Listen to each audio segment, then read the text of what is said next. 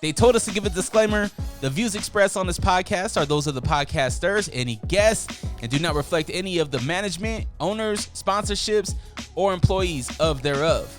Pretty much, if you're soft, don't listen to this podcast.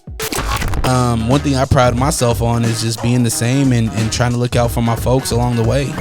Like, even with all these, big things happening, like, you still mad humble, and you still, like, you have enough clout now where you could easily be like, I'm not fucking with this, I'm not fucking with that. Oh yeah, motherfuckers, it's on. Unrestricted Podcast listeners, thank you so much for clicking play. Because of you, those numbers are going up, up, and up.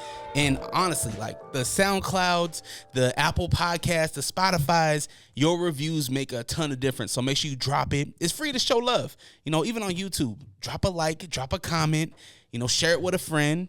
And if you want to make a monetary donation, you can go onto our website, allrock.com, ALLRAWK.com. Buy a t-shirt, buy a sweater. Here in Utah, we're still experiencing winter. In spring, it's still winter. Now, today, I got a very special guest across from me, somebody that is working, somebody that is grinding. I got a father, entrepreneur, rapper, and singer.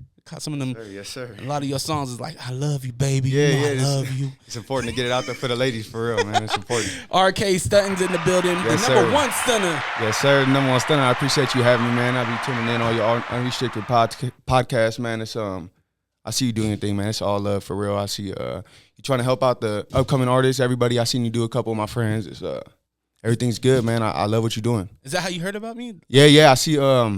I seen Real Cali Bravo. Yeah, of course. He did an interview with me. What was it? About a month ago. Okay. Yes, sir. And I seen him come on here. He mentioned my name on here a couple times. Get up on that mic. Yes, sir. I want people to hear you, man. Nah, yes, sir. He mentioned my name on here a couple times too. RK Stuntin, man. I heard my name. I was like, I got to get tapped in with him, man. So. No doubt, man. Yes, sir. I appreciate you. That's what this is about, right? Like, so the thing that I want in life is to be supported, right? So how do you expect to be supported without supporting, right? So that's kind of the whole thing. Right. And we have talent out here, There's some underground talent, man. I think people just are very envious of each other. And it's not, no one's going to grow being so envious with each other, So I try to tell everybody it's free to support. It's free to support, man. Hit a repost, hit a share, man. Send it to a friend. It's free. So, it's kind of hard. But Utah, I know it got some talent. I know it got some talent underground, so we just got to find it. Now, who is RK Stuntin?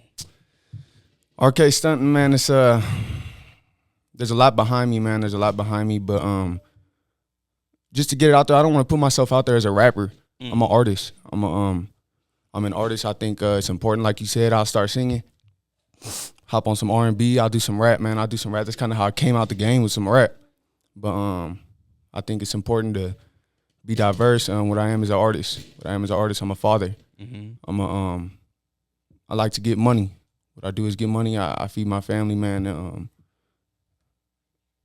This music thing is so important to me, man. There's a lot behind it. There's a lot behind it for me. There's I come from a struggle. I know that without this music, I'm really nothing. So. You mentioned on the Menace song, Mind of a Menace. You mentioned that mom didn't raise you to do crime. Nah. How did mom raise you? Mom raised me. She raised me. I say a bad word, I'm getting my mouth washed out. I'm getting the chili down my throat. I'm getting my butt whipped. So it wasn't nothing with my mom, man. It's my family. Her family, my dad's family. They gang banging, the street lifestyle. It's all in my family. Everybody in my family, So literally everybody. My mom's been to prison. Both my parents been incarcerated. They their whole life, drugs, everything, addiction, everything. And I just know it's important. It's important to make sure that when you rap, you letting people know the truth. A lot of people be out here trying to say, how come, mom, I'm a gangster. I come out here. I was raised a certain way. Nah, man, my mom raised me right. I chose this on my own, so. Yeah. And in that song, Mind of a Menace, you mentioned that you hurt your mom. Yeah, I did, man. Right? Yeah. How does that make you feel as a son that this life that obviously she didn't want you to be a part of, even though she was a part of it, right? Even though the other side of the family was a part of it, right. She's like, nah, I don't want you to do that. She didn't influence you to do that. I'm her son, man. I'm her son. I'm her protector. I'm a protector, you know. Me and my brothers were her protectors. She sees me, you know. That song I actually made while I was incarcerated last year. I made it while I was incarcerated, and you know, while I was writing it, so I didn't really get to, you know, I didn't get to make it till I got out, obviously. But while I was in there, I just know, you know, I'm on phone calls with my mom. You know, it's the pain I hear in her voice, man. You know, it's her son, her protector. You know, I'm there for her every step of the way. She there for me every step of the way. You know, so it's important that I let my mom know. You know, I know that I'm putting you through this. You know, but everything will get better with time. But we kind of fast forward to kind of current. You know, you mentioned that you were incarcerated last year. Right. I want to rewind just a little bit. You're from Long Beach? Yeah, Long Beach, California. Brothers, sisters, what was household like? So so it started off, man, you know, it's just me and my mom, my dad, you know, like a normal family. You know, I had my little brother, me and my mom, my little brother Drake, my older brother. I have an older brother. He different dad. He was with his dad's side of the family. My mom, we were going through kind of a lot growing up. We were, you know, barely making it. But so living in Long Beach, man, my you know, like I said, my parents faced addiction, incarceration, just a lot of struggles. Me and my family. I went through the foster system as a kid. I got taken away from my family, man. There's been a lot in my mom, man. She when she first got incarcerated, my granny, I was with my dad. We were living in Compton. My granny, my dad's mom, she came and realized, you know, things ain't going right. You know, things ain't going right. She was she's a former addict herself. Mm-hmm. She's a former addict herself. She at the time she was an addict, but at the time, I take that back. At the time she was clean. Mm. At the time she was clean. She came. She seen my dad struggling with addiction, in and out of jail. She seen me. It was just me, my brother. She had previously got my brother. Came out here to Utah, up to Park City, Utah, with my little brother. I came out there. She came back out there one time and just seen, you know, I'm living in Compton. We in a trailer park.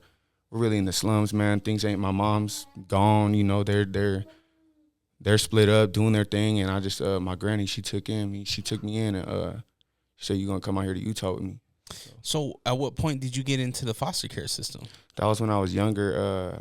My first primary years, like 1, 2. Okay, so your parents have you. The state take you away from them? Yeah, the state takes me away. At what point is it granny that gets you out of the system, or does your parents get you back out of the system? I think what it was is I think they had to sign some partial custody stuff. And I think my granny's the one that I think they kind of helped. I think they had to, my parents had to prove themselves that they could get me back. Yeah. So I think it just took some time. I used to see them, like I said, I was young, you know, so, mm-hmm. But I guess I used to be with a family that spoke no English, no nothing, you know, and I used to see my mom at a Burger King on Saturday, you know, so it was like, I don't really know too much, you know, but I know I've been through that. I know my, it's part of my story. Yeah. It's part of my story, man, so. That's an interesting thing, because sometimes you don't see the kid get out of the system. Exactly, man. Until they're about 18. And that's why, man, my granny, shout out my granny, man, Davita Loke, man. Shout out Granny. She's really proud. She's probably is the whole reason, man, that my family is in Utah, the reason that I'm here, the reason that I'm a father today. My granny is probably the reason of everything behind that. If it wasn't for her, we wouldn't have found Utah. Utah really straightened out me and my family. Mm. So if it wasn't for my granny, man, I love you, Granny, if you hear this. So when did Granny land in Park City? I know the first time. So she's right now she's going through her own thing, but she's not in Park City anymore. But gotcha. She the first time. Let me see. That's a big difference between. Yeah. I was about 8 years old, 9 years old. So it was a minute ago. Gotcha. It was a minute ago, and some back and forth trials and tribulations. But yeah, man, if it wasn't for Utah, man, this lifestyle would be completely different. What was your thoughts when you first landed here? I mean, you're young. You're about 8 years old. Yeah. The first time, so. Do you realize the difference? I got told. Oh yeah. I can realize the difference, man. Now that I lived here, you know, you kind of get used to the simple things, the scenery like that, you know. But when I first came here, honestly, my granny tricked me and told me we was going on vacation. Yeah, seriously. So she told me. Honestly, kind of is, right? Exactly, man. So I was like, heck yeah, you know. So I'm going. I come out here and what it was is I think that first that first time I came out here, I met some people. I met some people and they got me into football when I was young, around that age. And my granny, she asked me, she said, you know, you want to go to school here? You want to play football? And I started playing football here. And that's something that's another thing behind me is, man, I played sports my whole life, man. Little league through high school, you know, I played sports. So, but yeah, I found football and I just I ended up going to school out here and just falling in love with out here, man. And you know, back home, Long Beach, it's no good, man. So. What was the biggest difference you noticed in elementary from where you were? Because what's that, like fourth grade? Yeah. Like third, fourth grade, something like that? Yeah, well, that was the first, like third grade, yeah. So I remember when I was in third grade, right? I was very impressionable. I remember what I was into. Mm-hmm. Did you notice the difference between Long Beach and Utah Elementary? For sure. Just number one thing off top is that the diversity. There's I see more now, but I feel like there's not really a lot of diversity here. There's not a lot of races here, you know, ethnicity. So I see a lot more back home. I see a lot more. Yeah, it's getting there. Salt Lake's very diverse. No, I know it's diverse, but I think just the schools, I think maybe it's not as spread it around. I don't know, man. Geographically, I mean, I would expect Long Beach to be a lot different, you know, right? You know. So. Yeah, a lot of different cultures in Long Beach, I'm assuming. I've never been. But Utah's growing, man. Salt Lake is growing. I can't speak for like Ogden or Salt Lake else. City is growing, man. Salt Lake City is growing. That's all I know too is Salt Lake City. So yeah. So you moved to Park City. You end up when did you migrate down to the Valley? About 5 years ago. Okay. About 5 years ago. Yeah. Me and my mom.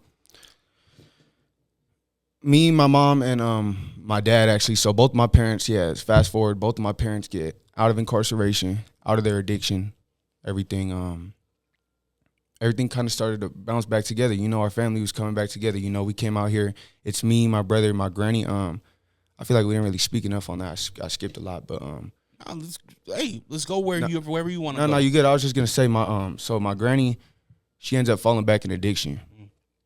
She falls back into addiction. My mom gets out of prison. She's sober. She comes out here. She grabs me and my little brother Drake. She's doing great. She's working. She's busting her behind. You know, she's working and she earns enough to get her place. We're out there. This is still Park City. From Park City, man, we lived there for a minute, kind of bouncing around. We were in the basement of someone's house. Man, all we had was each other, you know, so we were good, man. We had each other. My dad's incarcerated at this time. My dad had got incarcerated when my mom got out. And so my mom, you know, she's busting her behind with staying in this basement. Eventually, my dad gets out. While my dad's incarcerated, my parents are split up, you know. Mm-hmm. So they've been just everything going on in the lifestyle. They split up. My dad gets out. He's like, you know, I miss my kids. I miss my family. Excuse me. I miss my family. He calls my mom from jail and is saying, you know, I want my family back. So my mom's like, okay, you know, but you got to mind before this is a toxic relationship. This is, you know, there's physical, mental abuse going on. You know, my mom and dad. So my mom, you know, it takes a lot for her to accept him coming back. Mm-hmm. But my dad, the last time he was incarcerated, he found God. So my mom, you know, we're hearing this and it's like, you know what, let's do it, you know. So next thing you know, my dad comes out. We bounce out. My dad comes out. We're doing good, man. The family's good. We're doing good. We bounce out to Heber City, Utah. We're there. We live in some apartments there. We're doing good, man. We're doing good. My parents, everything good. I think there was a minute where they kind of fell back into some drugs. They fell back into some drugs for a minute, but bam, they bounced back. You know, my dad, he's strong in the church. He's strong with God. He helped my mom bounce back. They helped each other bounce back. And so now they're doing good. You know, at this point they're doing good. We're in Heber, Utah. We're doing good.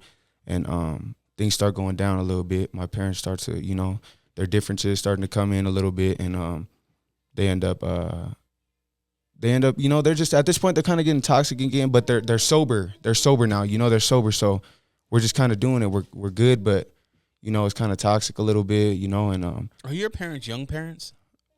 Yeah, they're fairly. My dad's 45, my mom's 42. Okay, fairly young. Fairly young. So but yeah, anyway, man, and you know, my parents act young too. They're great people, man. Shout out mom, shout out dad. They're great people, but there's just trials and tribulations behind it, you know. But anyway, we end up moving out to Salt Lake City. Everything's good, man. And my parents actually ended up fixing their ways and getting married. They got married. Everything was good, you know. The family was happy for a minute there, you know, and everything, you know, that was the first time it seemed like everything was kind of, you know, dang, we're a family again, you know. That was the first time it felt like we were kind of a full family. Yeah. So everything was good, man, and everything was good, but you know, life happened, and you know, my parents ended up getting a divorce, and but other than that, what I'm saying is, if it goes back through the trials and tribulations, man, it all goes back really to the first question you asked me, my mom, you know, about my mom. My mom, it all affects me, man. It all affects how I come out. It all affects how my music, man, the song, like you said, that's the question I'm originally getting back to, was the song. I let my mom know, man, I speak my pain in my songs. This is where I'm venting. This is where, you know, so, and I know I'm bouncing around from topic to topic, man, but this is who I am, you know. This is who I am. So, did you talk to your parents like growing up? Did you ever ask them questions about their addiction, no, I didn't. Their mental health and this kind of thing? I didn't, man. And you know what? It's crazy because I talk to my mom about these things now, and we were just talking the other day, and we're like, you know, my mom realized she had to stop when I started asking, you know, why you look like that? Why your eyes look like that? Why you, her and my dad, you know, why you staring out the window like that? You know, why you moving like that? And my mom, we were just talking about it. She was like, yeah, I remember when you started saying that, we were like, oh, we gotta change, you know, we gotta stop. Because once the kids start noticing, man, that's everything. Yeah, man. That's everything. So, but you know, they're both sober now. My parents are sober now. Absolutely. Everything. The past is a part of our story. It's a part of your creates story. Our story, you know. Your parents' path of life ultimately influenced you. Right. You know. It did. I'm sure in some positive ways as well. You know what I mean? But for some reason, those negative impacts, they are like, you got a daughter. You ever watch that movie Inside Out? The core memories. Yeah. These traumas are core memories in our life, right?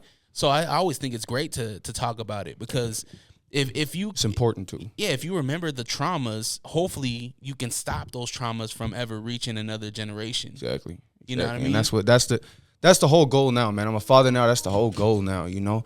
And I'm not gonna sit here and say, like I said, so keep in mind, you know, this is all going on, but my parents are keeping me happy, man. My parents are, you know, they making sure I got the new PlayStation. I had the PS2, PS3, all that, you know, like I had all the PlayStations. I had the PS Vitas, you know. My daddy's out here hustling, my mom's hustling, you know, so they, you know, I still have, you know, like materialistic things sometimes, you know, and they can make sure I always have some Jordans on my feet, you know. So I'm not gonna sit here and act like I didn't have it. My parents, my granny, everybody made sure that I have it. Yeah. I just didn't realize until I was older that, you know, what's going on around me is not right.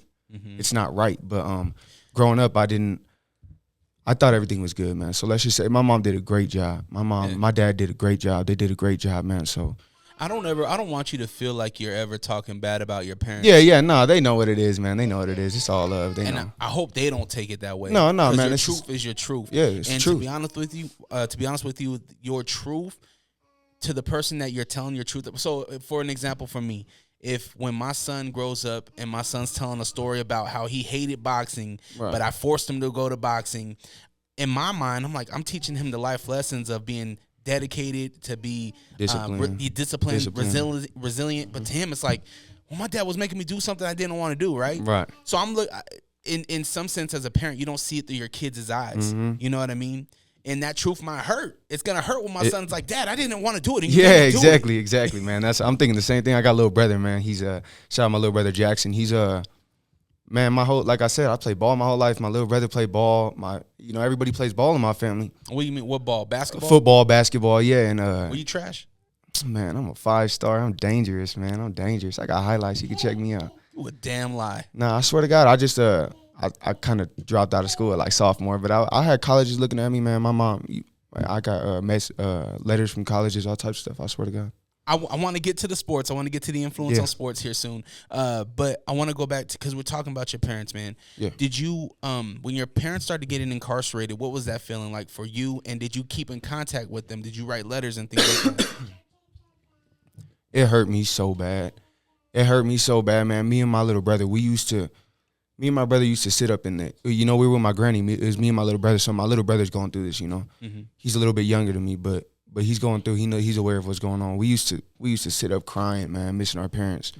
We used to just like hurt so bad, man. But and did we talk to him? Not really, man. My do some letters a little bit. I don't know. I think maybe it was because my granny was kind of trying to hide it from us, or I don't know for sure. Nothing. I don't think it was anything like she was trying to not let me talk to my mom or my dad, but I know for that first half, my mom was incarcerated and my dad was just doing drugs. So I wasn't even really talking to my dad, just due to drugs and street life. So I wasn't even talking to him for that reason. But my mom was incarcerated and we talked through letters. I remember I still have some of her letters to this day saved away. But I wasn't really talking to him too much, no. So that distance, it hurt us. It hurt us. Yeah, man. I think as a father myself, I think it's very important to have your dad, especially if you're a boy. You need your father with you. And very I don't know what age that is important, but it definitely is. I grew up with a single father. Right. And I grew up with a father that he battled addiction. My mom battled addiction. Both of them have been incarcerated, right? My mom went to prison. Similar stories to you, right? So I can relate in that sense. But if I didn't have my pops, if my pops did not decide when we moved to Portland, Oregon. We lived in Portland, Oregon for 10 years for him to get clean, get away from Salt Lake. Right. And if he didn't do that, if he wasn't strong enough to do that, and I would have just lived with my mom as a single mother, it would have been bad. And the reason why I know that is because my brother and my sister, both incarcerated. Right. Prison. Right. Drugs. God rest their soul. They're gone now, but sure. I can speak from experience that it's very important for a father to be in his kids' life. Mm-hmm. Especially, I got a daughter. I got my firstborn daughter, but as a son too. And you might hear her in the background. Yeah. She's cute, man. Yeah, I appreciate it, man. I might have to get her up on here for a second in a bit. But I got a daughter, so looking at her, man, seeing things I seen grow up, seeing just how some people move in this world we live in, man. I know it's so important to be, it's important to be hard on her. It's important to be hard on these kids, man. Just make sure that they're happy, though. That's the number one thing. Make sure that these kids are happy, but you're their protector. You are as a father, let me put it this way. I am of my daughter responsible of how she comes out as a woman, as a professional woman, a classy woman. You see a lot of girls that don't know how to maintain themselves. They don't know how to maintain themselves, man. You could tell a lot of that is from parenting, man. A lot of that's from parenting. A lot of people go off to addiction. A lot of people fall to the streets. A lot of things, people's lives come off their parenting. Mm-hmm. They're based off the parenting. And as a dad, especially, to my daughter, it's either, you're going to be there and show her what's right or wrong, or it's all on her mom. Mm-hmm. And I know her mom does a great job of it, whether I'm there or not. Her mom is amazing, but as a father, man, you are her protector. You are there to show her what a man is like. Mm-hmm. You are there to show her what a man is like. So what to accept and what not to accept. What to accept and what not to accept. How to say no. How to say when to say yes. So is she attached to you? Or is she more of a mama's girl? She's right now. I'm not gonna lie. I think she's starting to get closer to me, man. I think she might be becoming a daddy's girl slowly, but she's definitely been a mama's girl. But there's gonna be a time when she don't want nothing to do with you. Yeah. I'm dealing with that right now with my 3-year-old, man. Hi, pretty. She doesn't. My daughter does not want anything to do with me. Yeah. See, it's like I'm kind of nervous for that. But so the thing is, like I said, I was incarcerated last. She's only one. Yeah. I was incarcerated for half of her life. Mm-hmm. When I came back, it was very hard for me to bond with her. I felt like she didn't know me. She knew everybody around me more than her father, So at first it was hard for me, man. But being with her now, she's a daddy's girl. She loves me now, man. She's a daddy's girl. You see it? You mean I can't see your eyes, but Yeah, you yeah, can yeah. see it in Yeah. your face. She's my girl. She's my girl, man. So, did you went to high school here?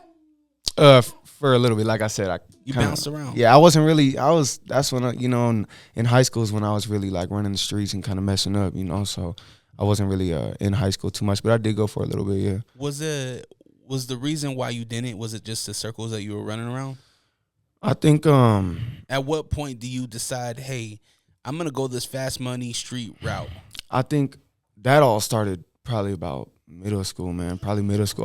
Like I said, so I seen it growing up my whole life. Yeah, of course. I seen it growing up my whole life. I was always fascinated with that lifestyle, the money, the guns, the drugs, all that, and I was always fascinated with that fast life, and was that because of your family, or was that because it was definitely of other? It was because of my family, man. Okay. It was because of my family for sure.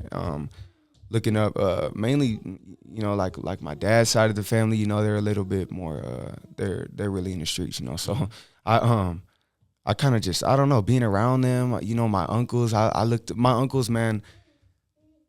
My uncles are literally probably some of my biggest inspirations. Like, I don't know what it was growing up. I just looked up to my uncles so much, I was like, oh, they're the biggest. And my dad, I was like, these guys are the biggest, baddest, like no one can mess with me, man. So I just looked up to my uncles and my dad so much, man. But yeah, I think I just fell in love with their lifestyle. And that's what just kind of made me. I feel like at one point, kind of the genetics kicked in, almost like everybody in my family, falls in love with that lifestyle. So, and they did. My family did everything to kind of keep me away from it. But I just kind of. The crowds definitely have to do a big part of it. Yeah. Everybody will be like, nah, I chose it on. No, man, your homies, who you're around, is definitely gonna influence you to do what you're gonna do. Mm-hmm. So yeah, man. Once I came out to Salt Lake, once I found that group of people, once I started interacting, socializing, networking, it just all fell in place, man. I fell right back to it. Did you ever get in trouble, like, as a juvenile? Yeah. I have a juvenile record, adult record. Yeah, man. So I've been getting in trouble, man. Except now, man. Right now, I'm a father. I'm an artist. No trouble now, but yeah, man. That's good, man. Yes, sir. What in the song "Mind of a Menace"? You mentioned that you were facing 15 years. Yeah. What gave you that? What led you to that? So it was a situation. I'm not gonna speak on the situation too much, but it was a first degree felony. They had me looking at aggravated kidnapping. I was in there. It's my first charge. 18 years old, first charge.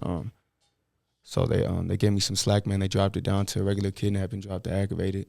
I got just a regular second degree felony, pleaded to that, and they let me go. So, did you, being so young, did you understand the legal system? No, did you have good that's what, bro.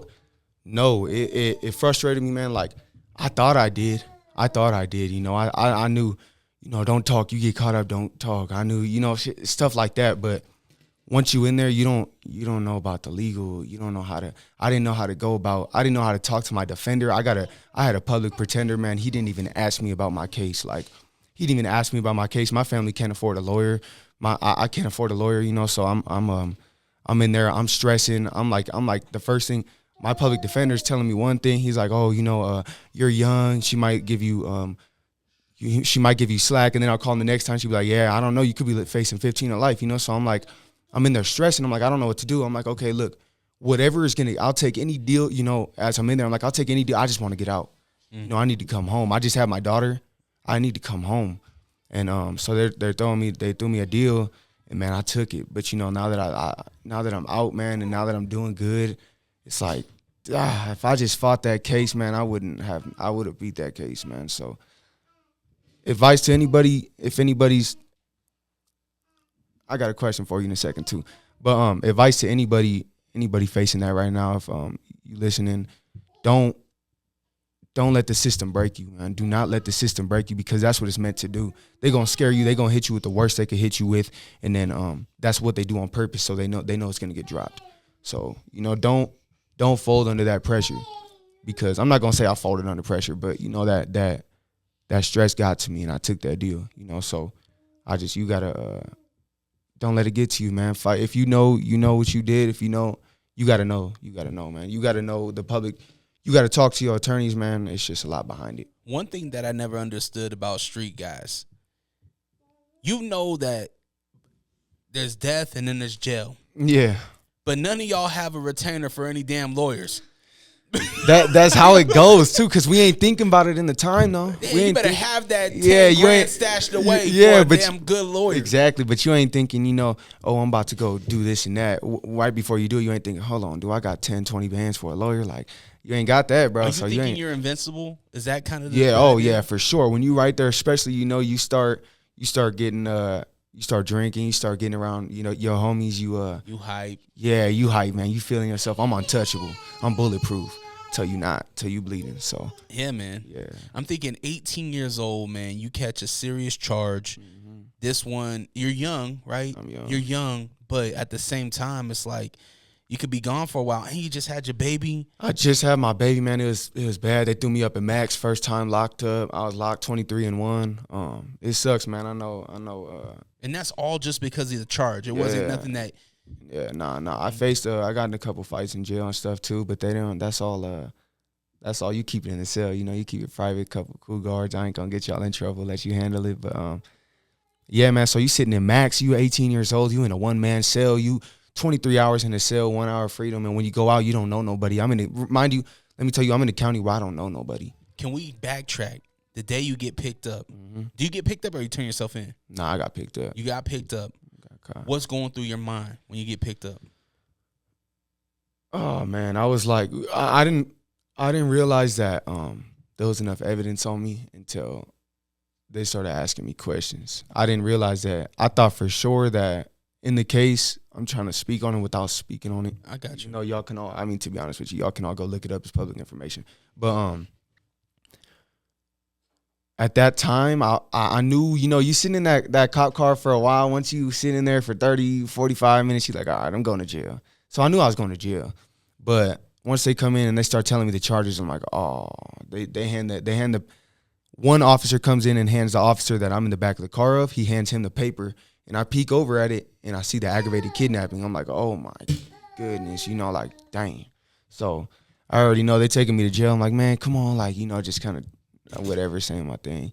Next thing you know, you just wake up in that dorm, man. You wake up in that 8-man dorm and look at your charges. There ain't nothing you could do. When you're getting processed, what's going through your head when you're getting processed? My daughter and my girl, man. My daughter and my girl. I'm like, oh, dude. Like, I don't know. I seen the charges. I'm like, oh, I'm not coming home. I'm not coming home. So I seen the charges. I said, I'm not coming home. I'm gonna be gone for a while. And I was at first, the first thing you in jail, the first thing you thinking of, I got to be on 10 toes in case somebody trying you, But at the same time, the number one thing on my mind is just my daughter and my girl, man. So it's a weird thing. I've never been to jail. I never want to go to jail. Not for me, right? When I think about guys in your situation, I'm thinking you have to be hard, right? You have to make sure that you're good, like you said, stay 10 toes down, because you don't want to be a bitch, right?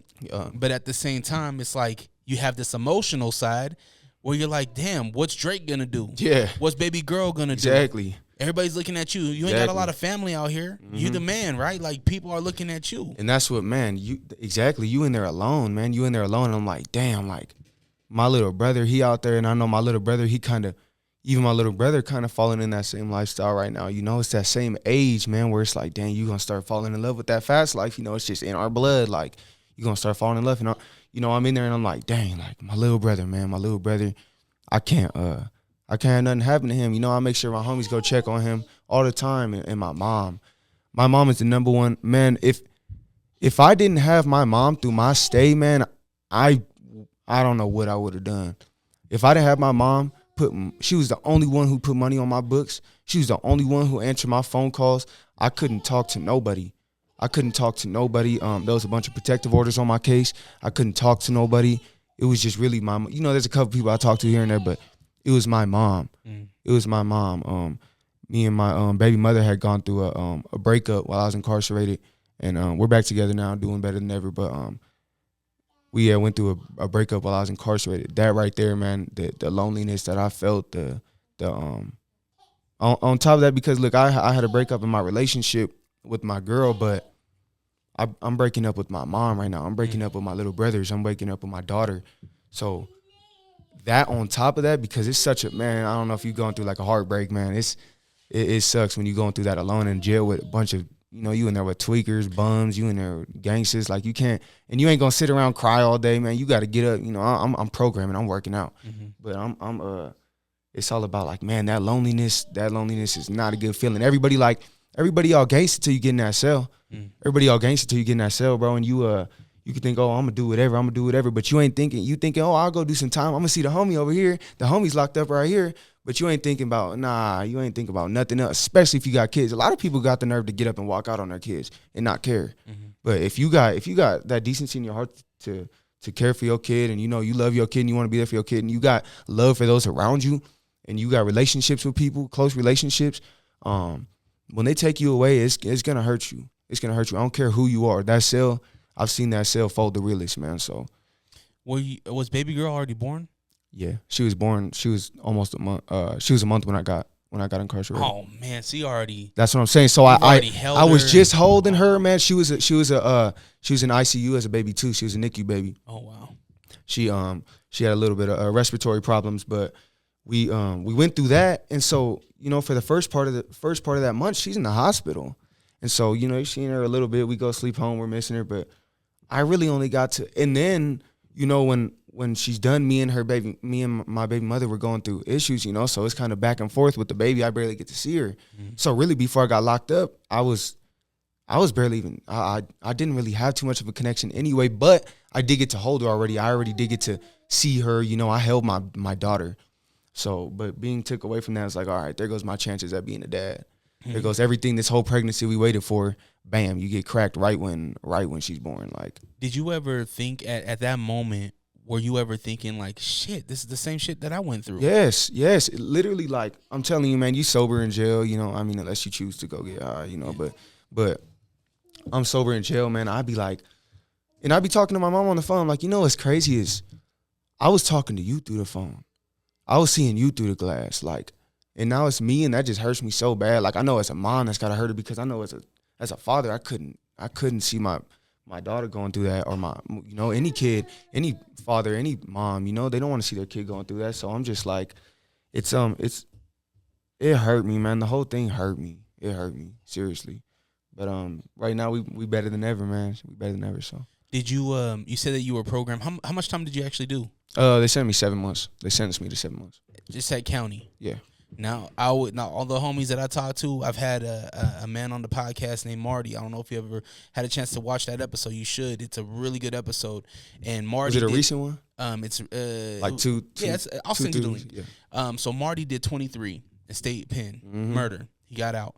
And he was talking about being processed through county, and how county was just a shithole compared to the pen. That's what my mom would tell me, the same thing. My mom she been in prison, she been in the feds, she been all this. So my mom would tell me, everybody will tell you, my whole family been in and out of prison, jail. They'd be like, man, the county is just like, damn, it's so dry, it's so dead. There ain't no money in there, there ain't no motion, there ain't no program. There ain't no programs to get out of your cell, especially in Max. You in there all day. Prison, it's life behind bars. It's life on the outside behind bars, though. Everybody getting money. You got people in there with phones doing drugs. You got people smoking weed over here doing, so it's the same thing. I ain't been to prison, but I just, so. We ain't going to prison. No, I ain't going to prison either. We ain't going to jail no more. That's the goal, man. A lot of y'all be aiming to go there to get your name known and get your stripes out here. Nah, man, you don't want to go there because you ain't been there yet. Once you in there, you going to wish you never went. So. Well, I think you can get accomplished more if you're out, right? Oh, yeah. Like, I just think having a certain title of being incarcerated or whatever, like, I don't think you need that to be successful, No, you don't. You don't. But the messed up thing is, a lot of people think you do. A lot of people will be like, well, I guess it kind of, that kind of depends, because if it kind of depends on what you rapping about, what you singing about. If you sitting here saying, oh yeah, you rapping about doing drills and doing things like that, living the street life, then yeah, when it comes to that. But if you're just a regular, because most of those dudes ain't doing it anyway. But we're still buying the music. That's what I'm saying, though. So like most of these dudes that we listening to is fake. That's what I'm saying, though. So you ain't. That's one of my things, is stop rapping if you ain't living it. Stop rapping it if you ain't living it, because if for some reason, and if you some reason get that clout that you looking for, you ain't, where you gonna go? You know, where you gonna go with that clout? Like what you gonna keep saying you from here? What you gonna keep saying you from there? I know so many people that just like, you know, hood hopping, all types of stuff. So I'm like, man, you ain't, don't even do it. Yeah. Don't even do it. So you're 18 when you get locked up. Are you even old enough to have a beer right now? You ain't. Nah, all right. nah. He ain't gonna say, but he young as fuck. Yeah, nah, we youngin'. What you made me feel old. When you're 18, you go into Max. What's going through your mind? Are you kind of like, oh shit, like this is where the gorillas are? Like, yeah, like, well, cause I remember when I first. I mean, you're a tall dude, but you ain't really big. Nah. I ain't too big. Nah, I still put the squabbles out though. Nah, but hey, so going in there, so first what they do in booking, they gonna put you in the dorms. They gonna put you in the 8-10 man dorms. I'm in the dorms and I'm looking around. It ain't really nothing. I see a bunch of bums. I'm like, oh, this is sweet. You know, like I'm cool. It's a bunch of bums, tweakers, people coming off, people like sleeping, look like this guy dead over here. Like, yeah. But that's what I thought it was at first. I thought I was like, all right, I'm just in dorms, you know. So they took me there. I get my classification lady comes. She's like, oh, you going here? You going to Veil 3 where I'm at. That's Max. And I'm like asking around, I'm like, hey, you know where Veil 3 at? Like people that's been there before, and like, hey, they're like, oh, you going to Max? I'm like, what? They're like, dang, you get no time. Everybody like, oh, you only get 1 hour. He's 23 hours in the cell over there. You're usually by yourself. I'm like, what? Like, stop playing. He's like, yeah, that's where usually all the people like murder. Everybody's just telling me all this. I'm like, damn, like, all right, you know, whatever. I'm already in there, you know, and I chose his lifestyle, you know, all this stuff. So it's all. I'm ready for it, but I'm just, you know, I'm kind of stressed. Like everybody like, oh, you going to Max, all this. So I go to Max and it's a whole nother ball game though. And I ain't gonna say like, this is Utah, man. This is Utah. It wasn't no LA County jail. They know, you know, it's there not. was no politics. Or not really. Not really in Max. But this is what I'm saying is when I got to Max, there was some politicking going on, you know, in Max. So I go in there, man. That's what I'm saying. I walk in, they hand me, I got my mattress. I'm walking in, and I'm already me mugging, you know, just letting it be known, like I'm in there, you know. I'm like, damn, I'm stressed, but at the same time, like, all right, I'm about to get my name known, you know, like I'm about to get my name known. So I'm in there, and I'm just kind of me mugging, and first thing you know, that first night, I came in like right when we had rec time. So I put my stuff in my cell, and I went out there, and I'm just watching TV.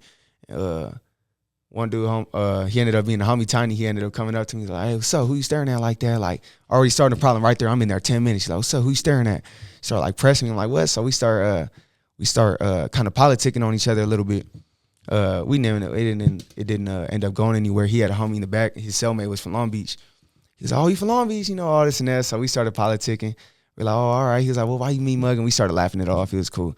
But just right there, I already noticed right there. I'm 10 minutes in. I'm like, all right, they already checking me. Like, they're already checking me. And then I had like the next, I went back in my cell. It was already nighttime. The next morning, I had like another dude check me. You know, why you come in looking like that? Why you mugging me like that? I'm like, damn, you know, like, it's cool. I'm just telling them that I'm on my 10 toes. Y'all watch out, you know? So, but going in there, I realized I ended up getting the general pop. But after Max, there wasn't, like I said, there wasn't too much politicking going on. But if you choose to be a part of it, then yeah, you know, there's some politics. There's actually a couple people in there from California too. A couple people in there from shout out my boy Two Tone Struggles. You know, they couple people from California, D Nasty. But Max is where it was kind of politicking. You get down to General Pop, it was a lot of people came with me from General Pop. So like when I went, I was cool with everybody. I ended up getting my name on a little bit, you know, and Max and everybody kind of messing with me. It's cool, but I'm like, you know what? Like I couldn't get the job. I couldn't get the trustee job in Max. I'm like, man, I'm trying to go to General Pop, go get the job, because all the guards mess with me at this point. You know, once I get comfortable, the guards are messing with me. I'm cool. Everybody love me. You know, I'm cool. So, but then I ended up going to General Pop because I thought I was gonna get a job. Shout out, I'm not even gonna say your name, the guard, but you know who you is if you somehow watching this. Yeah, he told me he's gonna get the job in General Pop, and I was finally eligible to go to General Pop. So I go to General Pop, and I'm there, and I'm like sitting here waiting on this. I'm like, I came here, I'm trying to get the job though. I'm hungry, you know, I'm starving. Yeah. So I'm trying to get the job, but I ended up not getting the job for whatever reason. And then the officer, the CO, super cool, man, but he ended up getting transferred to like another part of the jail at the same time. So I was like, dang, like I came over here. I don't know nobody. Now I'm uncomfortable. I'm like, I texted. There's a kiosk in jail. I go back. I'm like, hey, I text my classification lady. I'm like, take me back to Max. Like, take me back to Max. I'm cool over there. I didn't know nobody over here, and it's more people. It's a lot more people in General Pop, you know. So I'm like, I was comfortable over there. But I get to General Pop. There's a couple people politicking. Couple people come from Max. That's where the politicking start coming. When people come from Max, people click up. Caught a couple fades, man, but it's cool. It was. I'm not gonna sit here and be like Utah was. You know, I'm not gonna sit here and be like, oh, we was politicking, it was jumping in there. Nah, man, I had a cool stay. Yeah, I had a cool stay. It's not cool, man. No. It's not cool. It is not cool, man. Jail is that was definitely the hardest time of my life. That was the hardest time of my life. I'm just saying, I got more comfortable in there, you know. But if you ain't live that lifestyle, if you ain't ready to go do that time, if you ain't ready to do no 23-1, don't dare go over there, man. Don't go over there. It broke my heart. I have a friend who had he's a young son. He's about 18 years old. Yeah. But at the time when I was talking with him, he was about 16. And when I was talking with him, he was saying that he just wants to go. He wants to do his time in prison. He wants to get the stripes. And I was telling him, I was like, dog, like, I can't tell you how to live your life. I'll just tell you that you can get more accomplished if you're out here working. You know what I mean? Think about, that's something you don't get back, right? That 7 months you were gone, you won't get that back. You don't get back. And thank God it was only 7 months, you know. And it wasn't even said they sentenced me to 7 months. I did 140 days. Did 140 days. So, but thank God it wasn't that 15 to life. You know, I thank God I in a way, thank God I took that deal. But I see what you're saying, man. It's like I used to be the same way. I'm looking up to my uncles. They all been in and out of prison. I'm like, oh man, like I'm trying to be just like that. I'm trying to get all the tattoos. I'm trying to get all the ladies. I'm trying to get all the cars with the nice rims, the low lows, you know, all the money, all the the whole lifestyle. I don't know what it is that kids like. I don't know why it I think it's just seeing all the money, and it's like it's some fast money. This, the lifestyle, the chains, the flashiness on the lifestyle. I think that's kind of what attracts people to it, because there's people that come from amazing households, money, and they try to go choose like to live the fast life, try to go live the street life. And I'm like, you had everything, like you had everything in life. You didn't even have anybody around you to look up to, so it's like, I don't know. It's there's differences. There's levels to it for real too. What's your background? What's your ethnicity? I'm mixed, man. I'm a mixed baby. So I got my dad Honduran, Mexican, and white, and my mom is Filipino and white. And actually my dad got some. So I got Honduran, Mexican, Filipino, and white. Damn. And I guess I got some Indian in me too. My grandma's. Do you follow any culture? Are you deep rooted into any culture? Nah. I actually want to get into it. I want to get into it, but I'm not into all that. I haven't got into it. I haven't got the chance to, at least. Yeah, I don't even know. Nobody even really knows if my mom's dad is Filipino or not, but that's what her family says. So we don't even know for a fact if he's Filipino or Mexican, but they say one or the other. So damn, I gotta go. I told my mom, she really the one that gotta go do the what is it called, the Ancestry or genealogy, something like that. Yeah, I told her she's the one that gotta go do it. But man, I'll tell you what, man, you lift those stones, you might find something you don't want to find. Yeah, you know what I mean? Like there's certain things even in my own life. My mom. Oh, baby girl, are you okay? No. Oh no. Oh, that's does she need ice? Oh, baby girl just took a tumble. Oh my gosh. She's all right. She'll be all right. Damn. Bumps and bruises. She'll be all right. You want to go give her some love real quick? Give her a kiss? Yeah, let me grab go that. give her a kiss real quick. Hold on real quick. Yeah. We'll cut to a commercial.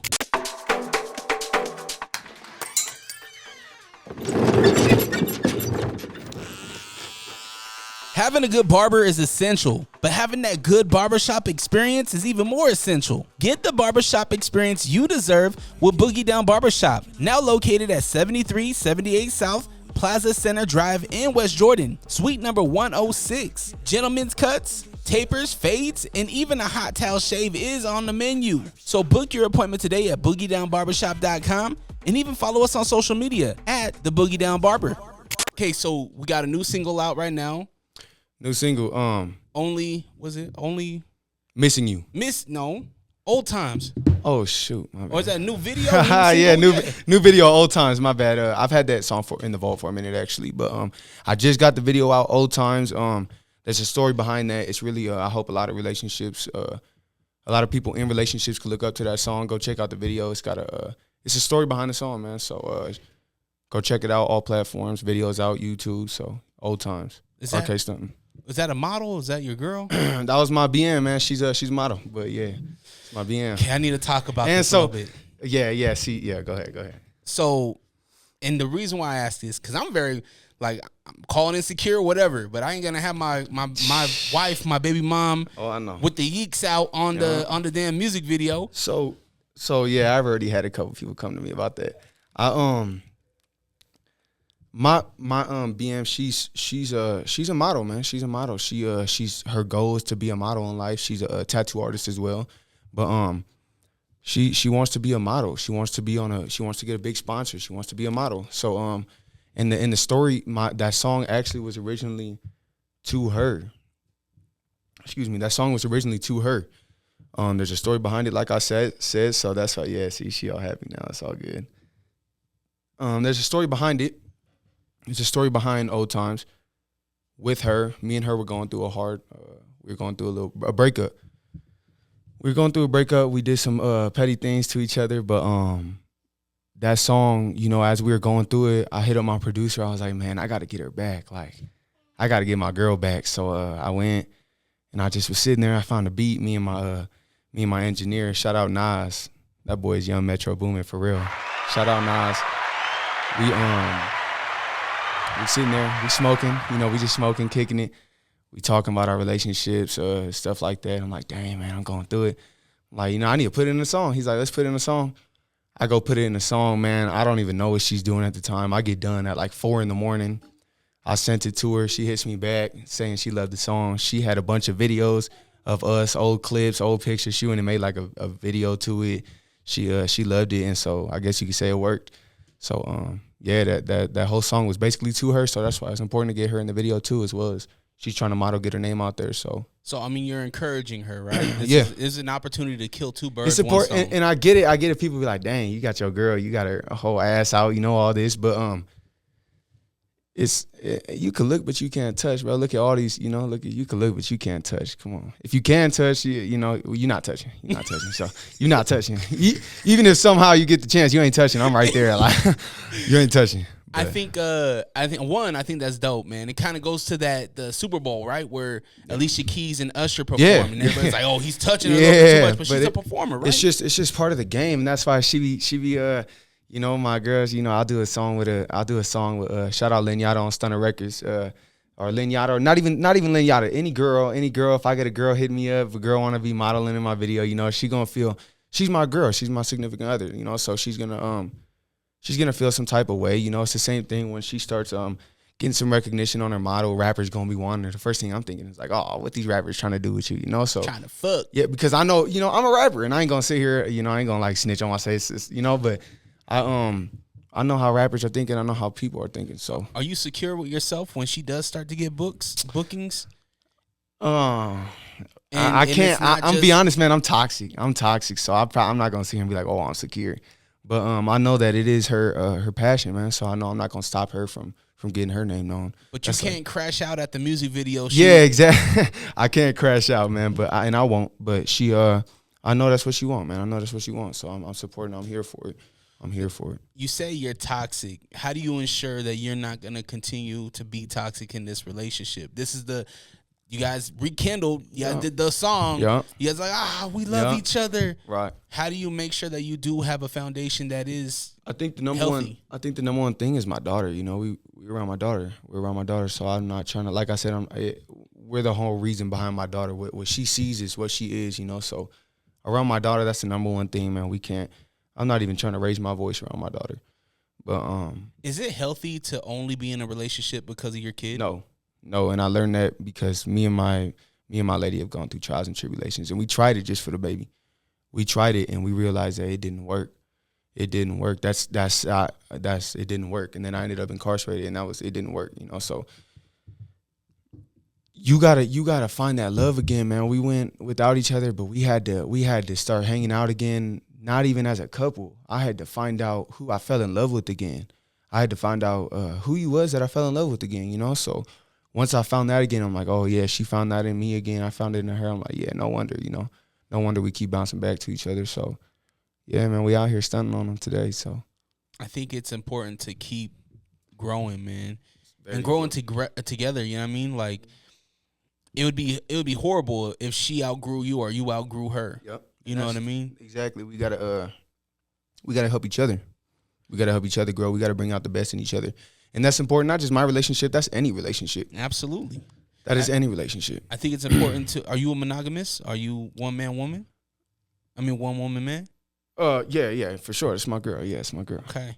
I think that's very important, bro. I think it's important to, if you want to live this family life and you want to have that. Oh yeah, I want that family life. People like, I don't know why people wouldn't want that life. You know, why would you not want to be with the mother of your kids, and your kids? Why would you not want to come home every day and see your mother and kids right there, the baby mother and your kids right there? Why would you not want that? You know, so one of my worst fears, man, is not being able to put my kids to sleep and waking up with them. Yeah, man. See, like once you have the kid, it just creates a connection. I guess you might not know until you have one, but as a father, I know exactly what you're saying. Whenever I don't sleep with my daughter, it's like, dang, I can't even. I'm dreaming about you, you know, like, so it's serious, man. So you got the new song out, new video. What more do you want in this music? So my thing is, I'm not aiming. Come on, Drake. God. Damn. Son of Draco, crashing out, man. My goal is, I ain't trying to be I'm not trying to be a local. I want to be a local artist, you know. I want to be a local. I'm not trying to be underground. I'm aiming for that Drake feature. I'm aiming for that Lil Baby song, that the biggest mainstream. You know, I'm aiming for mainstream. I ain't aiming for the little underground. I ain't aiming for a couple 100,000. Nah, I'm aiming for the millions. I'm aiming for billions, as much as you could get, you know. So, and I know out here in Utah, there ain't nobody that, you can't say nobody got the face of Utah. But I'm coming for it, man. I'm coming for it for real. There's depending on your circle, right? Because exactly what I was about to get to. People, whoever your friends and family are, you're their world, right? You're their little baby. Right. You know what I True. mean? So I think that Utah in general, the artists, don't matter what region you're from, have a lot of talent. You're one of those guys. Right. You make great music. Appreciate you. You know what I mean? I just hope that it continues. You know, life happens. These things happen, but really understand and know what you want and fucking get it. Nothing's holding you back. Straight up. It's all gas, no brakes. It's all gas, no brakes, all work, no play, man. That's all it is right now. So I'm just the visuals. I learned the visuals is like the way to go, man. The visual, even if I know it's hard to get, like, YouTube, it's hard to get views on YouTube, man. It's hard to get you. I've struggled with that my whole career. It's hard to get views on YouTube. Instagram, man, I say the number one thing, man, is them reels. Them reels is running up views. Like, that's the way to go for real. So right now, like, I'm honestly just trying to aim for the views on the reels. Like, so there's just things that I'm trying to do. I'm trying to figure out the game some more, man. I feel like I'm not the smartest when it comes to networking, promoting, stuff like that. I feel like I'm not the smartest at it, the best at it. So I'm working on that. But once I get it on lock, I already got the bars. I already got the rap game in the headlock. I got it in the chokehold. So I think it's creativity, right? Exactly. That's what it is I'm not the most creative person, man. I'm not the most creative person, but I know that, like, once I get the ideas that I need, once I get those ideas, man, it's over. It's over. I would you were in the song, I forget what song it was, but you mentioned I wish every day was Valentine's Day. I wish it was Valentine's Day. Yeah, it was that one, Old Times. So what I think about is, like, you're talking about your relationship in this conversation. You've talked about having a toxic relationship, coming from a toxic relationship from your parents. Yeah. I would love to see that. Build that in content, right? Do like and it's short clips, right? Do like a newlywed game. Yeah. Have one of your homies, like, put up cards. Straight up. Could she get yours? Straight up. Something as simple as what's RK's. And it's going to run some views. Yeah, what's his favorite color? Boom. Did she get it right? Yeah. Nope. All right, yeah. Drink the hot sauce. Yeah. It's going to get some views, for real. Fun shit, cool shit. You know what I mean? And it's relatable shit. We're all in relationships. We don't always get it right. Not every relationship's perfect. Yeah. We all have this thing that we're continuing to work on. Exactly. The easy thing is to walk away and just do your own thing. That's hard thing is to stay together and figure each other out. And that's why, like, man, what I think of is, man, like, once you get through the worst of it, man, there's only better. Once you hit rock bottom, for me, rock bottom was when I hit that cell. Once you hit rock bottom, it's only up. You could go up from there. Once you hit rock bottom, what's going to bring you down from there? How you going to go lower than that? How you going to go lower than your rock bottom? You know, so I've already hit my rock bottom. A lot of people have hit their rock bottom. It's only up to go, but a lot of people haven't hit their rock bottom. You're going to hit it, but just know that this is part of life, man. Life is like life is like those hospital, like the beep, beep, those things. Like, it's like those. It's going to go cool, and then it's going to, get crazy, go down a little bit. It's like one of those, man. Life is crazy, and it's going to be trials and tribulations through everything. No matter what lifestyle you choose, no matter what you're doing, no matter who you are, there's going to be trials and tribulations. There's going to be things that you face that you don't want to face. There's going to be things you got to do that you don't got to do. So you just got to, I don't know, man. I think, what was the original question you asked me, man? It's creativity, right? Yeah, building this. Yeah, so that's what I'm getting at. Music career as an artist, right? You got to make sure to just get out there is what I'm saying, man. You got to get out there. Don't be afraid. This is what I said on my last interview with, shout out Bravo, Real Cali Bravo, the show Live TV. I told them, don't be scared to hit a hashtag. Don't be scared to tag somebody. Don't be scared to send it to all your friends, man. Me, when I drop something, I'm sending it to you. Probably see your messages. Like, I'm sending my songs to everybody, even if I ain't in contact with you every day. To big artists, I send my stuff. Lil Wayne, that's my inspiration. I'm sending every one of my songs to Lil Wayne on Instagram. Like, it's just important to try to do everything you can. There is good and bad with that, though, right? Yeah. Because if it's not genuine, if I'm getting the copy and paste that everybody else is getting, true, why would I even watch that? True. Like, I would love to even as a creative, I'm like, Doc, why are you sending me a link? Why don't we actually do something cool? Yeah, see, okay, but why don't we do a cool piece of content? True, but the thing is, it's like, how are people? The thing is, no one wants to take that first listen. Nobody just wants to click the link. They busy doing something. Just what I'm sending you the link for is to just see if you rocking with me. See, just listen. Give it a play. These plays are people rock with the artist, not necessarily the music. True. So I want to rock with your personality. I want to rock with who you are. Me knowing Very that true. you're a father, as soon as I seen Baby Girl, I was like, this dude's a dad. Yeah. I'm a dad. That's like, what it's all about. That's and I was talking to Bravo about all my guests, like, dog, like, I can care two shits about the music. I can care two if you're an artist, an actor, whatever. But if you're a father and you're a good father, that's the shit that I connect with. That already shows you right there to be, one, you just present. One, being a present father, I know, like, being a father ain't easy, It comes down to the little things. Like, being a father ain't easy. But two, to sit there and, like, provide for your family, to do all this, to make sure your daughter, your son is straight, your kids are straight, and your significant other, your partner, that just shows, like, man, honestly shows discipline. Mm-hmm. It's showing discipline, like what we were talking about with the kids. It shows there's things that just create. It shows discipline. It shows dedication. It shows things like loyalty. It shows loyalty. The number one thing is loyalty, and I think it's very important. For me, I hope that you do fly straight. You know what I mean? Because she needs you. Yeah. You know what I mean?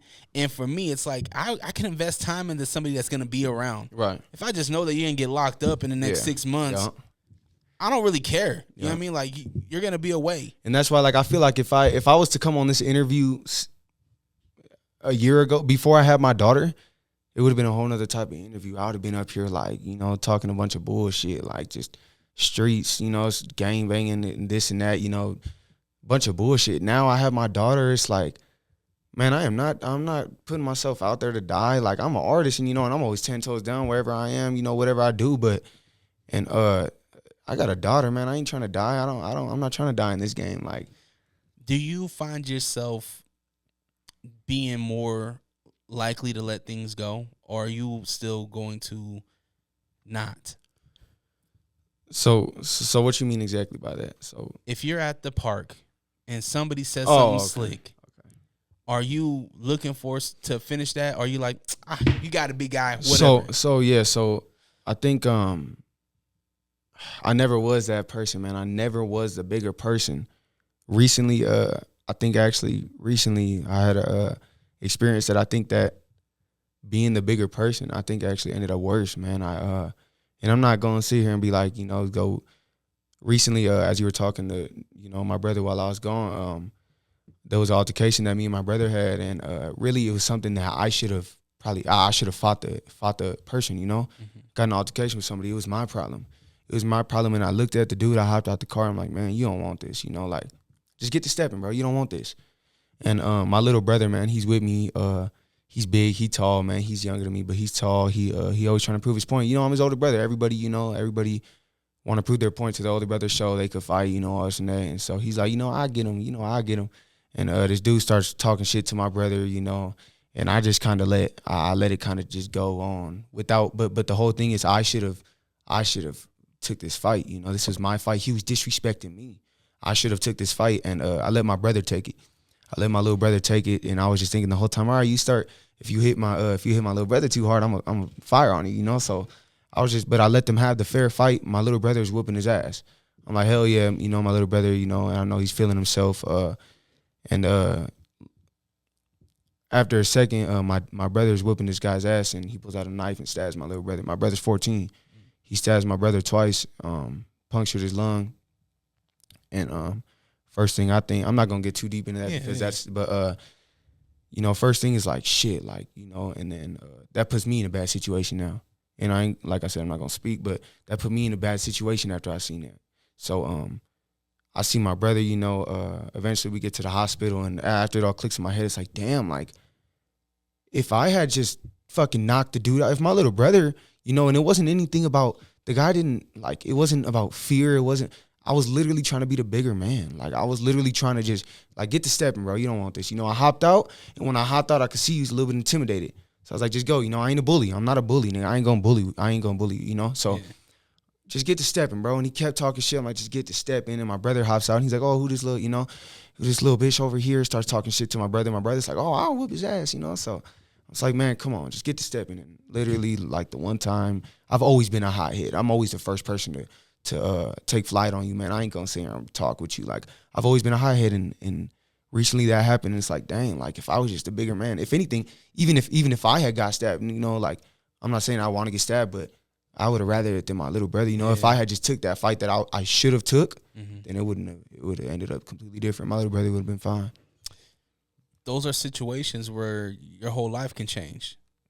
Everybody's life can change. Bro, for a second there, you know, while my brother was in the hospital, it felt like already my family was already turning on me. Like, it felt like, you know, I'm his brother. You know, I'm his older brother. Everybody knows, like, and my family knows how I roll. You know, they know I'm a hothead. They know all this. So they're like, they know, you know, if anything, you have your brother's back. And I do. I will die for my brother. I would take a bullet for my brother. But, and had I known I was going to have it, of course I wouldn't have let my brother do that, you know. But it definitely does. I felt when my brother was in there, I felt already people kind of felt like people were already trying to switch on me, you know. And I was like, dang, like, this is my brother. I would never want this to happen, you know. But I felt people switching on me. And now that he's better and stuff, you know, things are good. People are normal. But I think it's people knowing the why and what and if, right? Yeah, exactly. And the thing is, go ahead. No, the thing is, it wasn't even,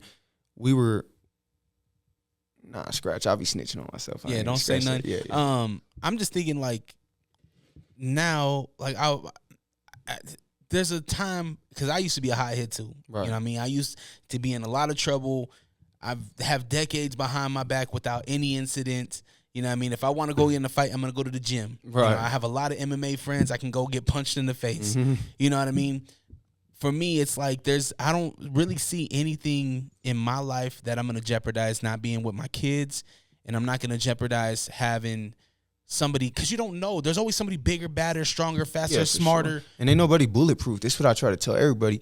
This is what I told my brother. I was like, I bet you fucked around and found out, you know, like, I bet you won't hop out like that again on somebody. You know, like, ain't nobody bulletproof. Like, you know, you going to think twice next time you want to hop out on somebody, like, for real. So ain't nobody bulletproof, and there's always going to be someone that'll whoop your ass. I don't care if they're small, big.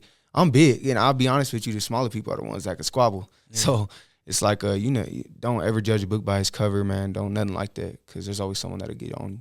Do you, I mean, even that situation, it was probably something so small, huh? Yeah, it was so fucking stupid, huh? Dude, this guy fucking flipped us off.